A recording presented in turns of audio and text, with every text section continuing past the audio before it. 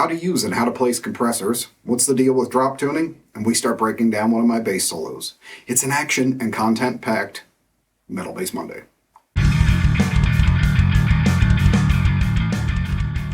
So, with the channel updates, as I announced last time, the Subscribe Star and Patreon went up, and a number of you guys jumped on board, and I am truly grateful. It's turned out to be really cool. Some content's already gone up, and in a minute I'll tell you about a lot more coming on. But I did one of the long-form videos for the top tier, and we had a Discord discussion, and it's all been really cool. So I want to thank everybody, genuinely, and specifically to Macathu, Kevin Toole, ICKY, Icky, Ryan Huggard, Mark Orth, Power Surge 5000, the man known only as Chris, Stephen Becker, and TJ Meechan. Thanks for being first on board. I hope you're enjoying the content. Much more to come, including some new things coming up this week that I mentioned inside the account, and a few surprises as well. So it's going to be a lot of fun, and yeah, I think it's a really good place for me to be able to put some stuff out for you guys that really is in a form that doesn't work well for YouTube or small video content, and to be able to get really even more interactive with what you guys want to see and how I can fit it exactly to the content that you're looking for. So, cheers again, ladies and gentlemen. Much appreciated. And on that update, I'm also announcing the return of Metal Bass Microscope. I pretty well got it marked out how I can have it on multiple channels and how I have to make a few trade-offs on the content, but getting around the obvious copyright things I've been struggling with. But the show will be back, and you'll see it in a few different forms on a couple different platforms, but I've also got a couple other cool things that are going to come on with it, and especially patrons are going to get some added stuff along with it that's going to be really cool, and they'll see the episodes first along with the extras that come in. So, again, more cool content and the return of a show I've genuinely missed doing because I love nerding out on my bass heroes. Now, with all that out of the way, let's get to topic number one. I get a lot of questions about, and really seems to be a topic of mystery and a bit of tech fog going on, is compressors, how and where to use them, and what they do. I touched on it once before, but if you're not really familiar, basically what compression does, the simplistic answer, is it brings quiet sounds up to a center level and the loud peaks down to that close to that same level. So it keeps things from bouncing back and forth, and it also can be used to bring up detail in your sound that you normally wouldn't hear because it's at a quiet level, and you get a almost high-res version of your sound because all the little intricacies and little pieces of how you play can be brought up with heavy compression. Now, the other part of it is that it will rebalance kind of the color of your tone, and it can also be unforgiving, that all those little things that usually you don't notice about your playing suddenly become really vivid too if you use heavy compression. Now, one of the things that's kind of a mystery to a lot of people is where to put it in their chain. So let's get that sorted out. So now, understanding what the compressor is doing, we now can look at what we want it to do and where we want that effect to be placed. If you're putting it at the beginning of in front of your amp or at the beginning of your effects board, what you're using it for is to tame the peaks and control the sound and get it into a very tight, not overly dynamic kind of signal going into your pedals. So you're kind of hitting the amp and hitting whatever effects you have in front of it, or your pedal preamps, or however you run your sound, with an already kind of controlled sound. This can be really useful, especially if you play clean. What some people also don't realize about playing with a lot of gain or distortion is that the more you add, especially distortion, it's adding compression in with it. So your peaks and your dynamics are starting to fade to a degree and things are evening out. Heavy distortion is compressed. So the cleaner you play, the more likely you are to have things pop out and really become noticeable in volume peaks. So if you play clean a lot, you're probably going to want a compressor that's right in front of your instrument before everything else, so that the sound you're EQing is kind of your finished sound. You're just adding your detail onto it, and that's going to kind of give you control over your signal and get it polished pretty well before you add the sonic treatment to it and then out to your amp. Even if you use distortion or a lot of gain, you may like it at the beginning of that just because it makes the detail in your sound much more apparent, and you can get a really grinding attack with it. You can also use it in a way as kind of a boost at giving a really hot signal that's really defined and really controlled, slamming into a distortion. That can add a lot of power too. Now, one other place that you might want to do that I find a lot of people don't think about, and it really is one of the tone shaping secrets that I've learned that's been really useful, is having a compressor at the end of the chain before the power amp. Either being in an effects loop or at the end of your pedal board going into the power, but basically after your sound has been EQ'd. This can be really important in that when you EQ something, a lot of times you can be raising one frequency area a lot to get something you really want. If you want a really fat, warm sound, you may be boosting your 500s or your center mids up a crazy amount. If you found a place like we talked about a couple episodes ago about where in the upper mids you can cut through the guitars, you may have like a 1.5K spike that you're using to drive through there. The problem can be is now, because that frequency range is being enhanced, it also has more volume. So it's going to stick out. And if you hit notes that are already kind of focused in that frequency range and you've EQ'd it, it can almost make it too much. So there's kind of a thought process. Do you want to compress your sound before it and allow those EQ peaks to happen? Or do you want to compress your sound after the EQ and get control of those spikes that are going to happen now because of your EQ? If you use a radical EQ, to me, compression after it can make a huge difference in getting things to even out. This will help it sit a little better, but you have to remember that, sound coloration doesn't just happen because of EQ, it's how loud that part of the sound is coming through. So, even if you're, boosting in one area, if it's really loud and you compress it, now the overall sound will still kind of stay the same, but it's not going to be over-enhanced in an area. So you may need to do that, getting the color of your tone and then shaving off the radical peaks of it. You really kind of have to make that choice, and I know a lot of this may be a little esoteric. Just try it out. Again, there's no right or wrong with anything, no matter what anybody may tell you. It's always the innovators who set the new rules, and everybody winds up saying, well, that's the gospel now.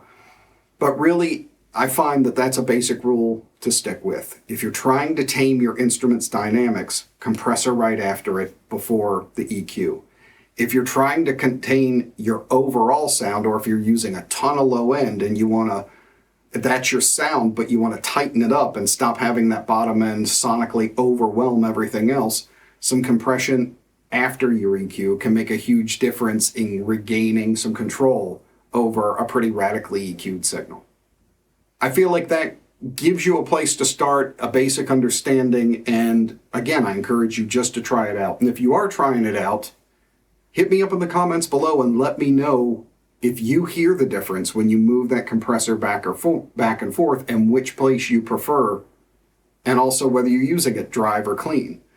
It'd be really interesting to hear other people's experiments and how it seems to appeal to their ear. But again, your ear is the end guide, so follow that and use this as a primer. So, next question. Drop tuning basically is a lot more useful for guitar players. That's what it comes down to. We're kind of following their lead. When you have drop tuning for the uninitiated, basically it's whatever note that your guitar is tuned to, like most of us tune to E standard in Western music.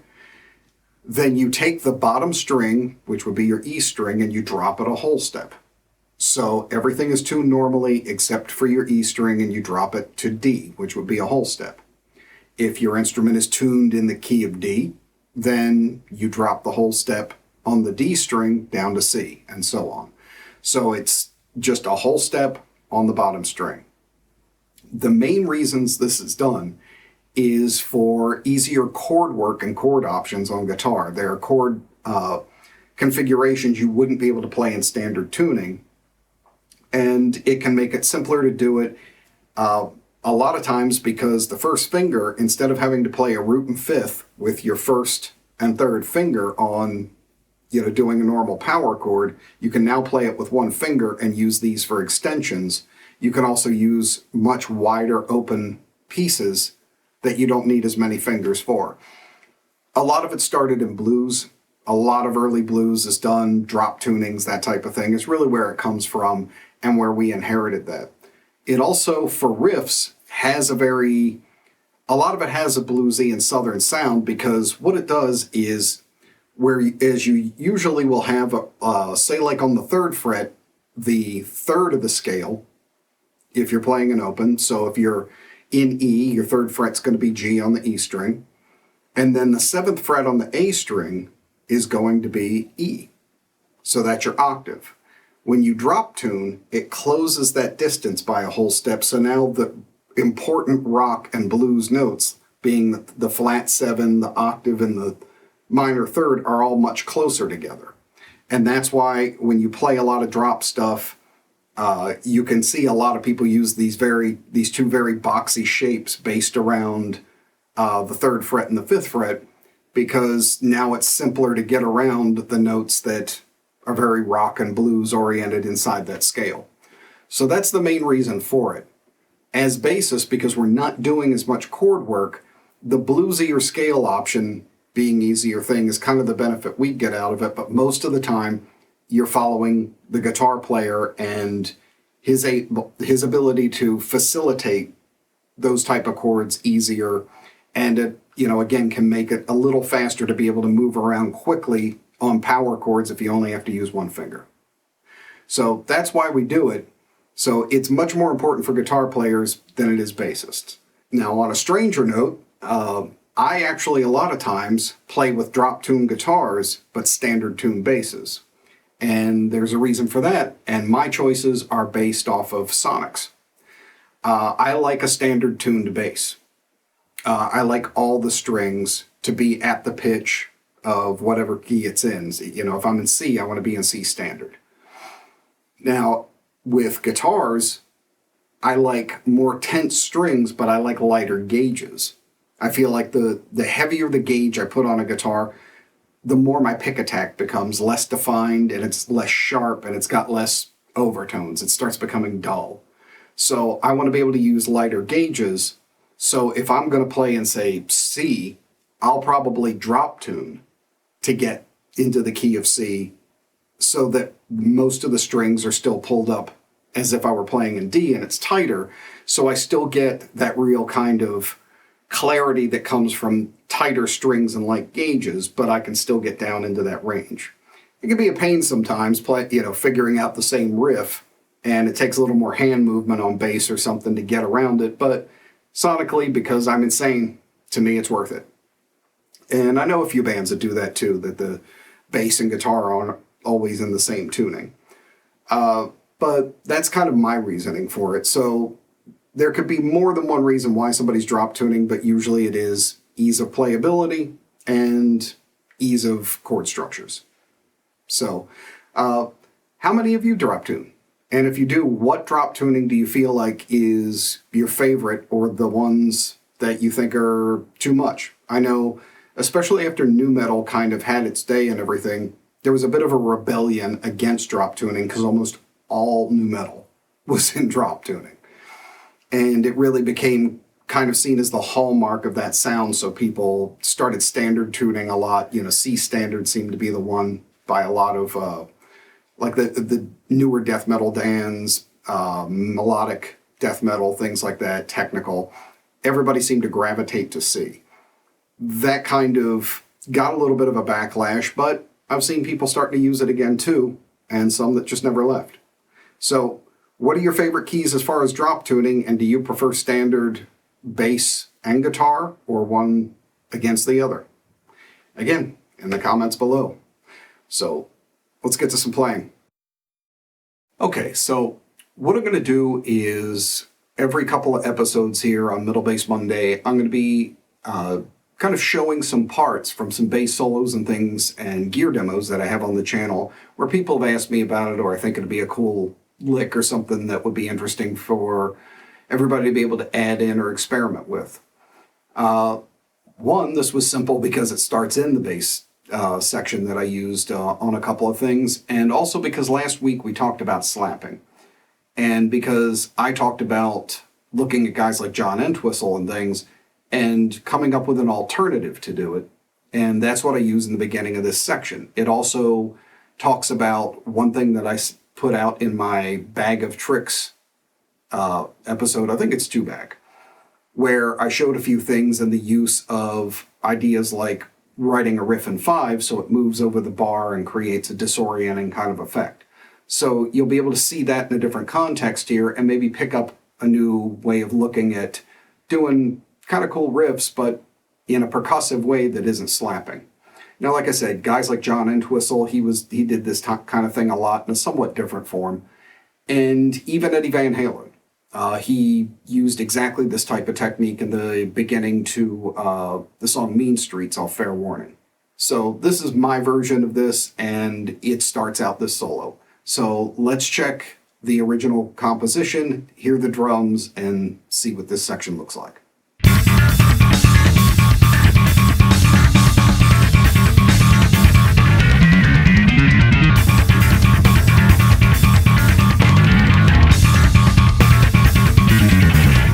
Okay, so what I'm doing here is instead of slapping with my thumb, I'm tapping like this, directly under the string, direct down, so this.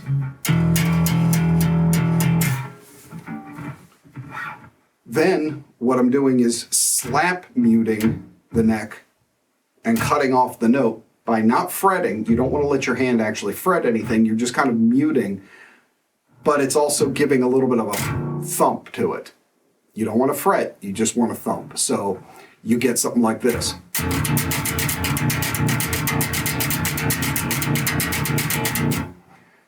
The pattern that I'm using is pretty simple.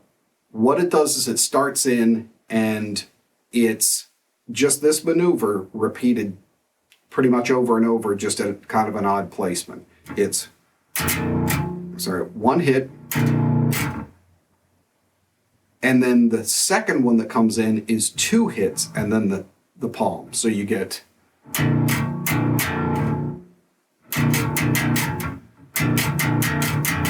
And then after that, it's just consistent ones for the first round of the pattern. So it goes through one repetition, and then that's where we get another double hit come in. So let's check that out. It's just the first pattern to learn off of this is...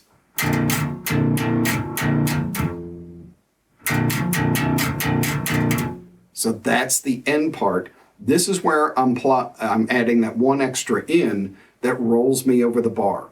This is like what we talked about with the 5 in the earlier episode, where I said moving a riff over a bar, and we're playing in 4/4 here, can give a weird polyrhythmic effect, but without actually playing out of time. So once again, we get... Now we do a double hit followed by singles again. So the second one is... That's it. So the first 2 rounds go...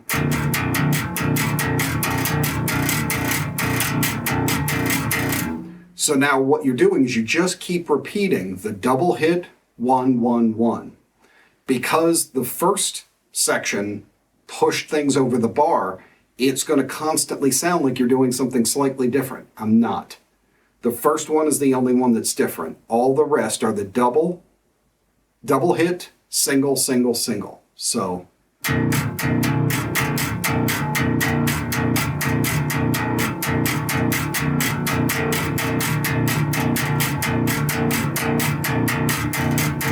that's it. Now for the fills that I'm doing in it, a simple formula.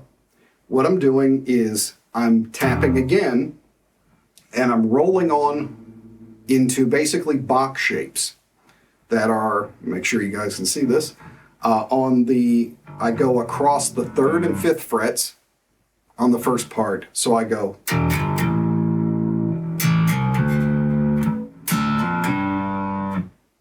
Then I just shift up a whole step and find the next set of box shapes and go.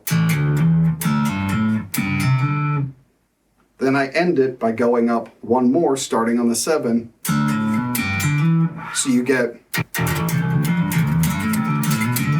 So let's look at that.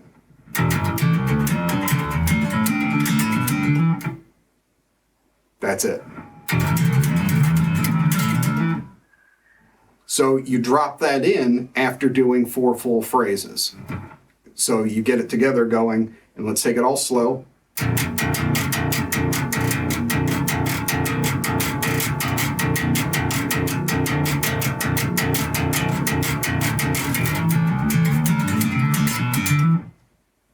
Okay. So I'm getting a very thumbed type of sound.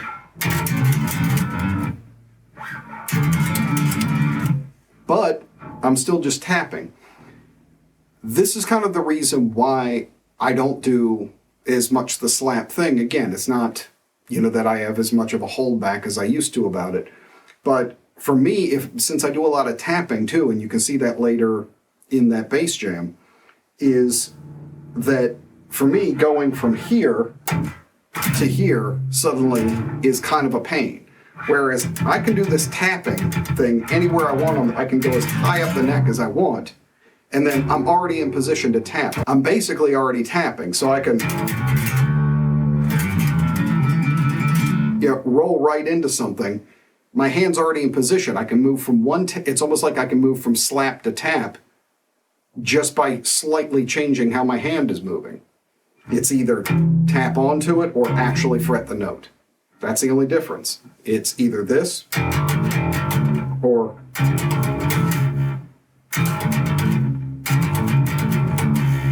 so you can get basically 2 techniques out of one thing. I get tapping out of my slapping and slapping out of my tapping. I can move back and forth in between the 2 pieces with no interruption. So for me, that seems to work out a little more, and why I don't use slap quite as much. Although after talking about it last time and discussing some things, I think I've found some interesting things I may practice up and would be some style of slapping that maybe isn't as common. Some stuff that doesn't rely on octaves and things. So it may be a little interesting. But for now with me, I can get the same type of sounds by doing that tap. So let me know if you decide to work with this. If you decide to do my little polyrhythm thing there, I'd love to see you do it and get it up to speed and show me, that you've been able to master that one. And if you run with it, which I hope you will, show me how you're using it. Show me your new riffs and your licks, because I need somebody to steal from, genuinely. But that'll be a lot of fun. So let me know your thoughts on it too. Do you feel like this is kind of an interesting thing and a way to approach slap that makes sense, since you can move in between that and tapping pretty much effortlessly by, again, either just doing that, or to me, it seems like a great transition. You get 2 techniques for the practice of one. So that's how this one starts off, and we'll tackle another part in a future episode. So that's going to do it for this Metal Bass Monday. Thank you as always. I genuinely appreciate my new patrons, everybody that watches the channel, comments, joins the community. I don't take it for granted, and it's really been a cool thing. And seeing how much content, even the stuff I'm going to be surprising you with and that's coming up new, it's really given me a new breath of how much I can expand and how much is really going to be able to be put out. And I love the idea. So thank you for the ideas. Thank you for the input. And I will see you on the next one. Wait, don't go. You never know. Moments like this are crucial. The next video you watch could change your life. And it might be this one, or even this one. Are you willing to take that chance? I don't know. Check them out.